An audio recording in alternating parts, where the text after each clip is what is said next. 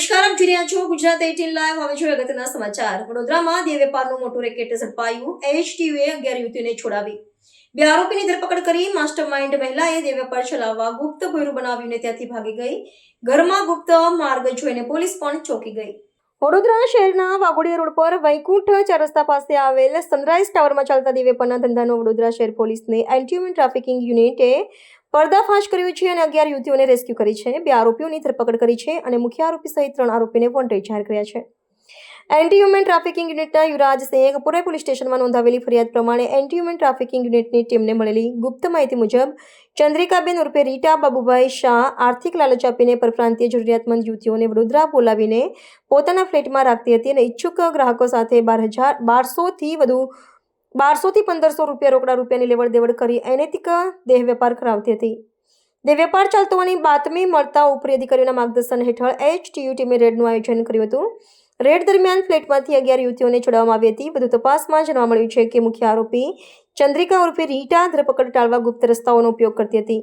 ગ્રાહકને ફ્લેટમાં પ્રવેશ આપીને સોદો પતાવ્યા બાદ મુખ્ય દરવાજો તાળું મારાવી દેતી હતી અને પોતે ગુપ્ત માર્ગે ભાગી જતી હતી. પોલીસે તાળું તોડીને અંદર પ્રવેશ કરતા આશ્ચર્યજનક રીતે ફ્લેટના સ્લેબમાં કાપો કરીને લોખંડની સીડી બેસાડવામાં આવી હોવાનું જણાઈ આવ્યું હતું. ઘરમાં રાખવામાં આવેલા સોફાની નીચે ભોંયરું બનાવવામાં આવ્યું હતું, જેનાથી મકાનમાંથી નીચેના માળે આવેલ દુકાનમાં અવરજવર થઈ શકે. આ ઉપરાંત બાજુના ફ્લેટમાં ઇન્ટરલોક કરીને ગુપ્ત ભોંયરું જેવી જગ્યા બનાવવામાં આવી હતી. આ ભોંયરું પ્રથમ માળે આવેલા શોપિંગ સેન્ટર્સ, ટ્યુશન ક્લાસીસ અને નીચે સ્ટેટ બેંક ઓફ ઇન્ડિયાના એટીએમ પાસે ખુલતું હતું.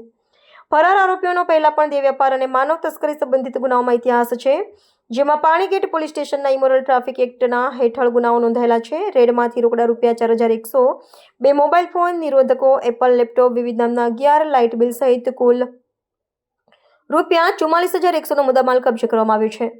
એન્ટી હ્યુમન ટ્રાફિકિંગ યુનિટના પીઆઈ CH આસંદ્રાએ જણાવ્યું હતું કે બાતમીના આધારે રેડ કરીને અમે 2 આરોપીઓની ધરપકડ કરી છે. આ સમયે 10 પશ્ચિમ બંગાળ અને 1 દાર્જિલિંગની યુવતીઓ પણ મળી આવી હતી. આ મામલે કપૂરાએ પોલીસ સ્ટેશનમાં ફરિયાદ નોંધાવીને વધુ તપાસ શરૂ કરી છે. પકડાયેલા આરોપીઓમાં સરોજકુમાર લક્ષ્મીપદા પામાલ, જીગરકુમાર રાજુભાઈ માછી. ફરાર આરોપીઓ ચંદ્રિકાબેન ઉર્ફે રીટા બાબુભાઈ શાહ, સ્મિતકુમાર સતીશકુમાર દરજી.